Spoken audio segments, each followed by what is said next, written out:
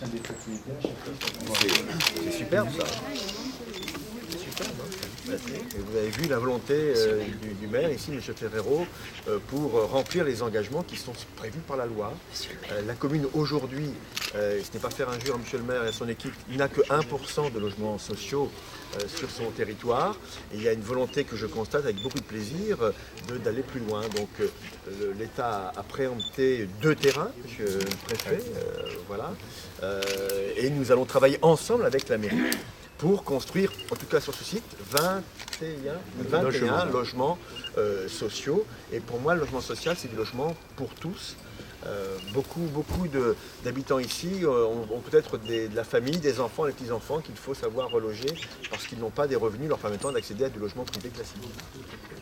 La loi de la République et la loi SRU n'est pas appliquée partout en France de la même manière. Et donc aujourd'hui, quand on préempte et quand on facilite pour le maire et sa nouvelle équipe de pouvoir rentrer dans les clous, permettez-moi l'expression, eh bien c'est du gagnant-gagnant. Et nous signerons prochainement avec Monsieur le maire la convention de mixité sociale qui va acter ses engagements en la matière. Le préfet et ses services sont là pour aider les maires, repérer les disponibilités, repérer les possibilités et co-construire la réponse à cette obligation de 20% de logements sociaux prévus par la loi SRU.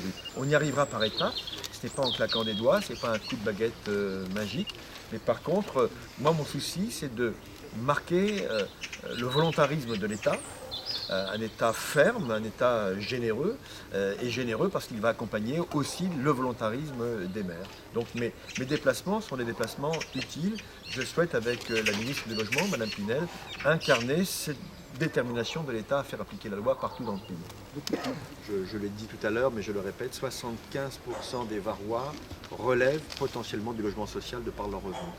Comme vous avez vu la carence, nous sommes en retard, comme mes prédécesseurs, vu qu'ils n'avaient pas prévu de faire des logements sociaux, d'à peu près 240 à 250 logements. Nous, comme on dit, on y va y aller progressivement, on va faire en même temps des écoles et prévoir des crèches. Mais bon, on a cette possibilité aussi de le faire, et de ne pas nous imposer directement les 250 logements d'un coup. C'est pour ça qu'on veut aménager des zones. On veut aussi protéger notre terroir, notre patrimoine. Monsieur le maire, je sais que vous êtes arrivé depuis un an, mais votre commune comptait 3000 habitants en 1975, 9200 aujourd'hui, donc depuis 40 ans, on a dû trouver du foncier pour tripler la population, c'est quand même assez énorme. Je vais vous dire, il s'était passé, on était sur une poste. Je finis ma question. Oui. Comment se fait-il, ça n'est pas pour vous, en fait c'est une question qui s'adresse à vos prédécesseurs, pourquoi est-ce qu'ils n'ont pas construit un seul logement social alors qu'ils ont construit 2 ou 3 000 logements? Je suis tout à fait d'accord avec vous, c'est la question que je me suis toujours posée, parce que c'est dommage, et il y avait quand même une très grosse demande, mais ils n'en voulaient pas. Pour eux, ils avaient peur sociale, ça représentait les cités, les HLM, et que ça n'a plus rien à voir aujourd'hui. Quand on voit les résidences, on dit même, d'ailleurs quand on vient au Bosson, on dit vous avez des HLM, donc HLM c'est la ville, c'est Toulon, c'est la Seine. Nous c'est des résidences, c'est des...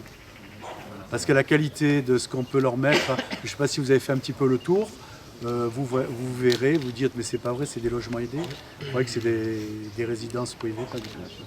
C'est l'aide à la pierre, mais les personnes qui sont là sont les concitoyens qui méritent le mieux.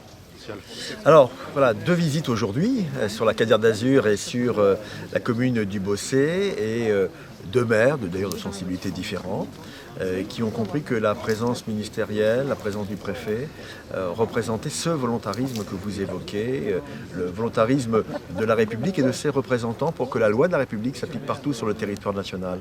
Et je me félicite de l'écoute, de l'accueil que j'ai reçu. Ce sont des communes carencées, 4% de logements sociaux, un peu plus peut-être sur Cadière d'Azur, 1% sur la commune du Bossé, donc beaucoup de travail. Et moi je suis déterminé à incarner avec Mme Pinel, ministre du Logement, eh bien, cette détermination de l'État. Mais il faut qu'il y ait une écoute, il faut qu'il y ait une contrepartie. Cette contrepartie, aujourd'hui, je l'ai ressentie de la part des 2 maires, M. Jourdan et M. Ferrero, je m'en félicite. Je sais que dans d'autres endroits où j'irai, peut-être il y aura moins, sinon d'écoute, en tout cas moins de conviction. Mais il faudra que j'ai encore 2 fois plus de conviction pour y aller. Et s'il faut, eh bien, l'État prendra ses responsabilités. Et comme je le dis souvent, eh bien, je préfère convaincre que contraindre. Et s'il faut contraindre, nous le ferons.